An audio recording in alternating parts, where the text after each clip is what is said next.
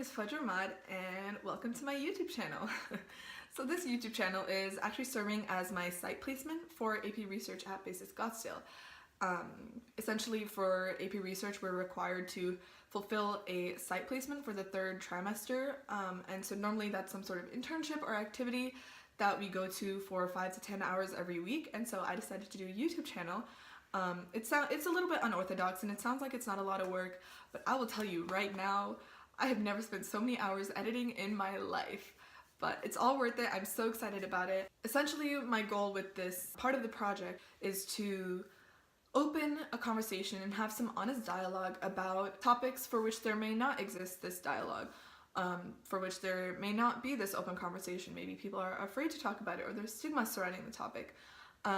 It's really just to honestly talk and encourage people to stay educated and sort of lift this veil of ignorance that plagues our society today, I think. So essentially my goal is every week to have one question, and that question could be specific, it could be general. This week's is a little bit more general just because I wanted to start off sort of gaining people's opinions and ideas and just get a feel for what I'm doing. But other weeks will probably be more specific and honing in on a specific topic, whether that's cultural appropriation, sexism, feminism, any sort of activism. Excuse me. Hopefully it's interesting to you because it's immensely interesting to me to see how different people perceive different ideas and just what experiences particularly lead to those perspectives. So I'm really excited. I hope that you are too. Stay tuned for this week's question and this week's guest on my channel. What social topic, activism related or not, is not talked about enough in today's society, and why do you think that is? So I think that, So I think right now especially, I think the elephant in the room, so to speak, throughout high school. I'm really biased for this, obviously, because I'm doing my podcast on this. one of the things that isn't talked about much is Locally, at least, and maybe like in the United States, talking about sex, income inequality. period poverty. We never really had sex education, and I feel like even though I conversed with my friends about it and read about it, obviously I understand it now, there are a lot of things that I wish that we did talk about in high school. I don't know if it's that like we're afraid to talk about it, and that like it's something that like kids aren't allowed to know about, or it's something that like, but when you think about it, like sex literally just has like biological origins, and it's something that like shouldn't not be talked about. Money kind of like drives the world, and so when we have like the top 1% who controls like more than 90% of like all the wealth in America, that changes a lot for the people who are in that bottom 90%. Girls in schools, like even here in like Arizona, they don't have access to like pads and stuff in schools, and you know, some of them are from low-income families, so it's harder for them to get those kind of material. One thing in specific is consent. So like consent during sex, I think should definitely be talked about and conversed definitely in like in education settings, so that both girls and boys can have a conversation about that. Strengthening like formal divisions like between people, and like maybe there's no solution right now in the status quo, but I think there is ways with like the emergence of technology to remedy, you know, some of the income disparity. I feel like a reason we don't talk about it is because it's so much worse in developing countries, that we focus on it so much that we forget that like the problem still exists here in America and in Arizona and even in Scottsdale. I guess that's what I pick. Going forward, I hope that, you know, we can close a lot of income gap. I asked you individually your answer to the question, but if you could just briefly go over what you said and then have a lovely discussion about it. So I said that the issue that's not really talked about that we're facing today is period poverty in America, and so girls girls from lower income families and areas don't have access to like menstruation products in schools. And I kind of talked about like sex education, safe sex and everything, you know, woo, consent. Stop looking at me. Sex is something that's like scary and taboo and not talked about, so I think that like answering that why is to come like after we start like encouraging dialogue and conversation and everything. So I do not talk about sex because, you know, maybe I'm a little bit not sexy. A lot of like the wealth gap has led to like structural class divisions, which like drive us apart as like a community. Cool. So what do you guys think about each other's topics? Do you agree, disagree? Do you think some issues are bigger than others? I feel like Vishesh wanted to deviate for the sake of deviating, but maybe expand more on this. No, so I think definitely they're like relevant issues, right? I did kind of deviate for the sake of deviating, just because I wanted there to be some like diversity in the topics. But I think like people having access to like menstruation tools, right? is like, especially with the young girls, is like really important right now, because like we want to set like the precedent for like the future generations that like we care about like women's body health, right? And it's not just like the men's burden to like take care of like sexual relations, right? Or like protect during sex. And Sophia could probably talk about that. Oh, what? About like men not having the obligation. Sophia could probably talk a lot in general. Yeah, so we were talking about how like contraceptives in particular like are always focused on like preventing like women from getting pregnant, when like it should be like about preventing men from impregnating women and everything, and how like everything that we see in terms of like contraceptives, like IUDs, birth control. I think that like right now it's so focused on like preventing women from getting pregnant, but like that's not really possible without a man and everything. And I think that like female contraception is something that's so heavily stressed upon, and like women getting pregnant is something so much more like important than like men getting women pregnant and everything. I think that like it needs to be stressed equally. Like contraceptives should be like distributed like, you know, evenly across both genders and everything. Even speaking more to that, I think it's like insane that it's easier to get Viagra and it's like cheaper sometimes than like getting normal like female birth control contraceptives. So even though there's more contraceptives for females, somehow getting Viagra, like something that I guess enhances sex, is like easier in a way. Yeah, and like speaking of that, like birth control is so expensive. Like Even, a Plan I think B is like everything, $50. like pads, tampons, anything like female products are just in, like,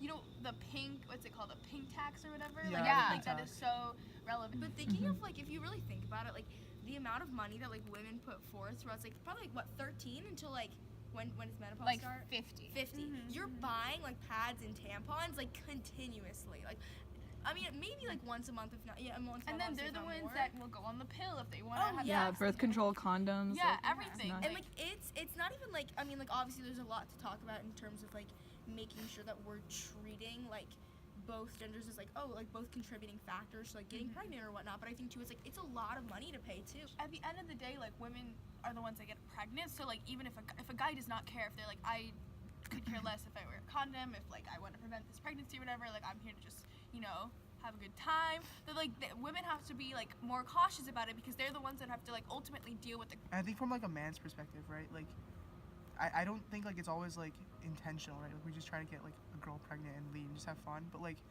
I do think there is like an obligation that needs to be met for like guys to like at least think about the long-term implications of like what you're doing when you're having sex, which I think like is becoming more prevalent nowadays, but still needs to become like more in the limelight. I agree with that. And I wanted to bring up, very often I have heard growing up, like guys are far more immature than girls, and like they mature a lot more slowly, which is very true.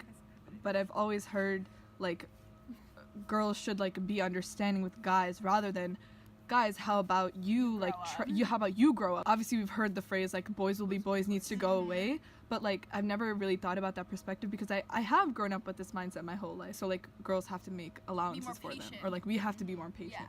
You kind of have Yeah. to like cater to like the maturity of guys too. It's like there's only so much you can do to change, you know. There's only so much you can do to like say something that they'll understand, and it's like it's kind of like, I mean, not to put anyone on a pedestal, but it's like their maturity is here and you're forced to come down, whereas they're not asked to like meet you the same, you know, meet you halfway. But do you think these topics come from any level of like personal experience, stuff that you've like explored or been exposed to in your own lives? So I feel like a lot of these things, especially like the maturity discrepancy with like guys and girls, I think like even though it's not something I think about a lot, and like it's obviously it's like when I'm having a conversation with a guy, I'm in a group of friends, it's girls and guys, like we're not conscious about us like, oh, we need to stoop down to their maturity. It's just something that like happens, and I feel like we don't really like notice it until we talk about it. And like I guess like from my perspective, it kind of is confusing, because it is like the way that they grow too, right? So it is like part of like their biological, like they're just are like they mature less like because of like how they grow. So it's like, can we like blame them for that, or like how does that, like I always like struggle with, is that something that we just as humans have to deal with, or is that something that's like society, like we need to change that? I guess like that's my question with it. And I think like as a guy, right, I think I want to make the distinction between like being mature, like in like when talking about like really pertinent issues to women, like rape and stuff like that, versus like just like being goofy in general, right? Like there's like you can be like silly, right, in a public setting, but like there's something that needs to like change, right, when you like take that same level of like goofiness to like really serious issues like rape. I think like that's the delineation, is like where you're like keeping your maturity, right? And so for a lot of guys, like sure they're silly, they're not mature, but they don't they don't change the way they talk about a lot of those issues, right? The locker room talk, like they like to call it. And so I think that's where like a lot of it needs to change. I agree with that. I think when guys make rape jokes, it's definitely on another level of like unacceptable, and that, like he said, like there's a certain maturity that needs to be taken to certain like aspects of like conversation in society. And so there are like, obviously like Vishesh here doesn't do that, but like some guys, they don't understand that. I think it comes down to what Lekha was saying too. It's like sometimes you're conscious and sometimes you're not. Even though like you said that like, oh yeah, we're not conscious of it in conversation, but I feel like one difference between like guys and girls is like girls are very conscious that like they have to like lower their voice when they're in big groups, or you know they have to have like more of them to make themselves like not feel overpowered. And it's something that like maybe you're not conscious of, but it's in your like subconscious. Is you know that like, oh, like I always feel really overpowered when I'm in like a large group with guys, or you know, oh, like I don't feel comfortable raising my hand in class when you know the class is dominated by guys or something. So it's like I think the reason why it's like we see it so much more clearly is because like it's very like inherent to us to notice these kinds of things. I kind of want to go back to Vishesh's topic because I feel like we deviated so much from his like wealth gap thing. One thing I've noticed that like, you know, we all live in Scottsdale, but like everywhere else in Arizona it's referred to as like Snobsdale, and you don't really like see that at first, but then like as we like go through living our lives, and then as we like interact with other people, we realize, oh my god, there's really this huge gap that we completely ignore. Right, like we've all grown up in like a relatively like demographically unison place where like everyone is like generally middle class or above, right? And so Like upper class. Oh, yeah. Like so we've never like seen the poverty firsthand, right? And we can only like try and sympathize, right, the best we can, but like knowing that like there are people out there who like can't afford like proper health care, can't afford like contraceptives and stuff like that, like that should prompt us like as people to like help others like get the necessities that they need. But I also think it's so easy to be like blindsided by like, or like kind of like stuck in our bubble. Like I think coming from like, because having immigrant parents and stuff like that, like I do get to go back to India, and like obviously it's such a different lifestyle there, and like even with my family it's so different, and I do see that. But as soon as I come back here and I get involved in my activities and I go to school and I hang out with my friends and I live in my like privileged like city, and like I go to a school where like kids they drive their own cars and things like that, like it just we kind of get stuck in it, and it's almost like it becomes normal and you forget about that, even though that is a huge part of who we are.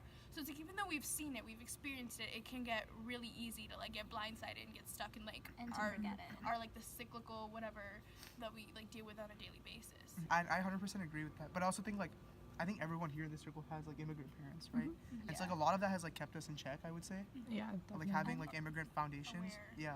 Hello again. So the 4 friends that I brought on this week were Lekha Kuttalingam, who said sex education, Sophia Vaidya, who said sex, Vishesh Amin, who said income inequality, and then Srishti Khemka, who said period poverty. But hopefully you enjoyed that as much as I did. I think that all of these issues, and I think honestly all issues in social activism in general, have this theme of sort of like blame and ignorance and responsibility. And I think that there's a distinction between being ignorant and then being ignorant and not wanting to fix that ignorance. Of course, the purpose is to educate, to learn, and hopefully that's what I'm doing here.